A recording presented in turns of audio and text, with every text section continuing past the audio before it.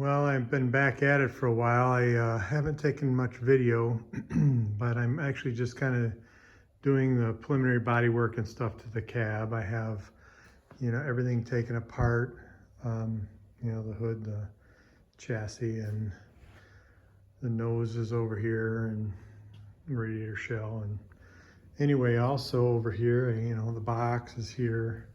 So I'm working on this cab.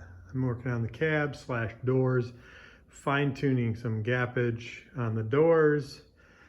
I'm fine-tuning a little bit of body work on the doors, making sure that they flow. And I ran into yet another problem.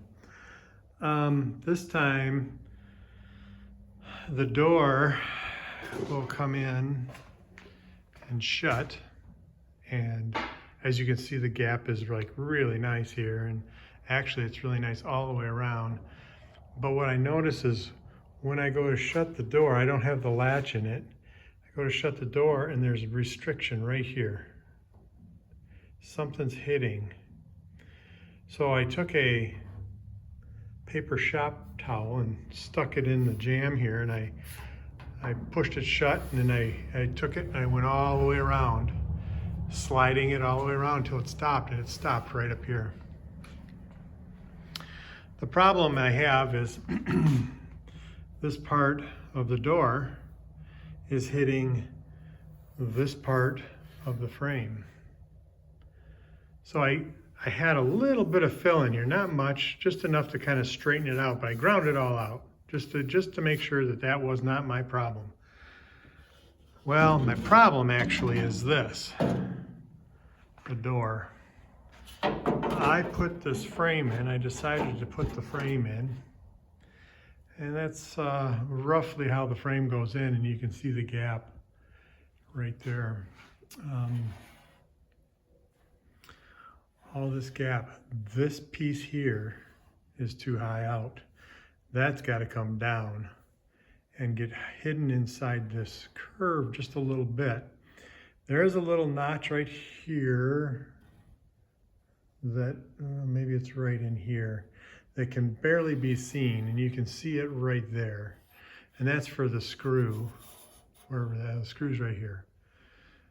So the notch is right there, but all that's got to come down just inside this, all the way to that screw. See, that's got a little gap there. All this needs to be. So that's telling me that this whole piece is high. So now I got to get in there and I got to make this go down, stay flat. This is dented in a little bit. This is dented down a little bit, and all this kind of crazy stuff. I was hoping I didn't really have to mess with all this right now, but because I'm not really doing the inside jamb of the door, really. I mean, it's kind of done. So that's why I wasn't really messing with it. But I have to do something here. I may end up cutting it. I have some marks here where if you feel this come like this, it launches this way right here. And then same with over here. You can see that launches up. This should be a little bit more straight. It should come up out here, but not here. So I'm going to do some metal work and probably welding, grinding, cutting type of stuff to get that all straightened out so this door will shut right and I can finalize some of the gaps. But meanwhile, I've got some of this all taken care of here, all along in here, all up in here. I mean, this is all smoothed out nice. The gaps are really good here. The cab is really in really good shape. This is just in the fill stage. I already sealed it. In case anybody wants to know, I sealed it. I put filler on and I sanded it off. There's some spots that came through metal. That's okay. I'm going to reseal those areas. Probably most of it. Most of the whole cab, I mean. But you can see the body lines. This is all good. The roof, that's all been done. I just started working on this door and how this door shuts. and I noticed that there's a problem there. So my goal is now to work on that. This door otherwise, I have some stoppers in there. This door otherwise shuts, and this is like flush. This is flush through here. So, all right, there we go. There's my dilemma right there. So here it is. I actually ended up cutting it in a couple places around here, up here, up here. So this piece here was going uphill also. So I pulled that down a little bit, this is all straight now. It ramps up in the back like it's supposed to because of this trough. I believe this is must be for water or something. Kind of troughed it down. But otherwise, this is nice and gradual like it's supposed to be with the cuts. I really pulled it in quite a bit. I recreated this better. So this is very similar here, like that. When I put the, here, I'll do this, I guess. See if I can do this all one-handed. When I put this,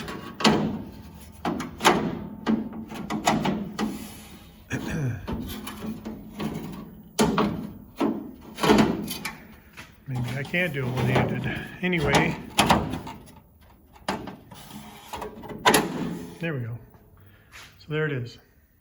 That's the way it's supposed to be. Just like that.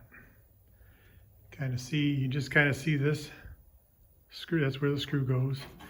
You can't see these up top anymore.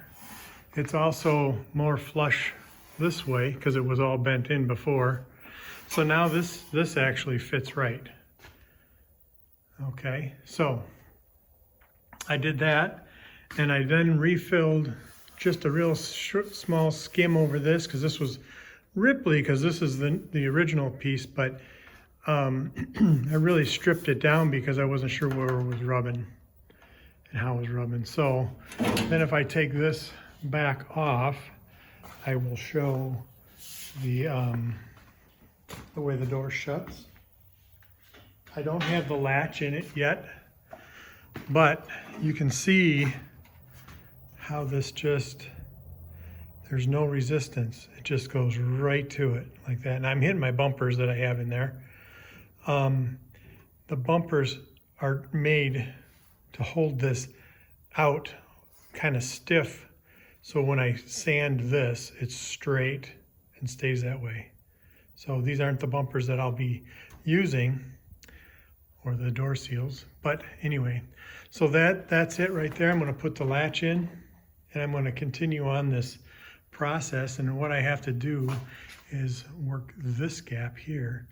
I had to fill it down here just a little bit because the door angle and the A pillar was a little different.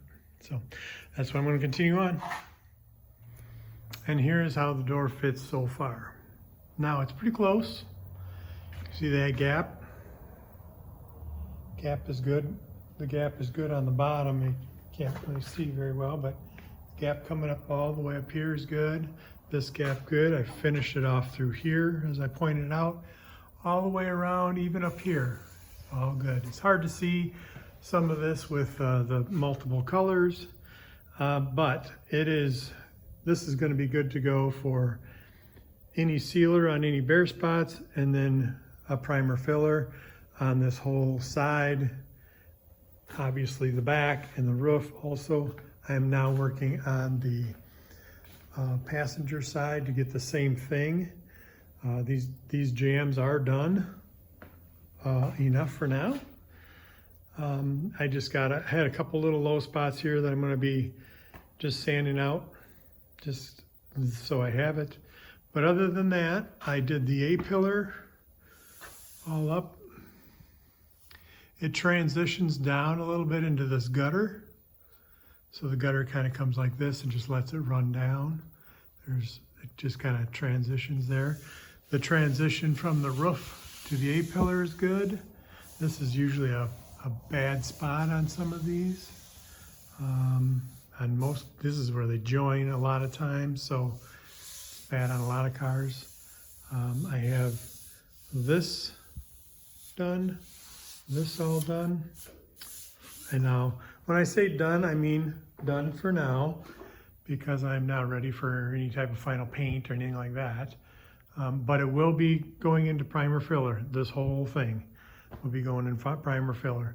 And then I'll be able to put the truck back together again as I go. There you go.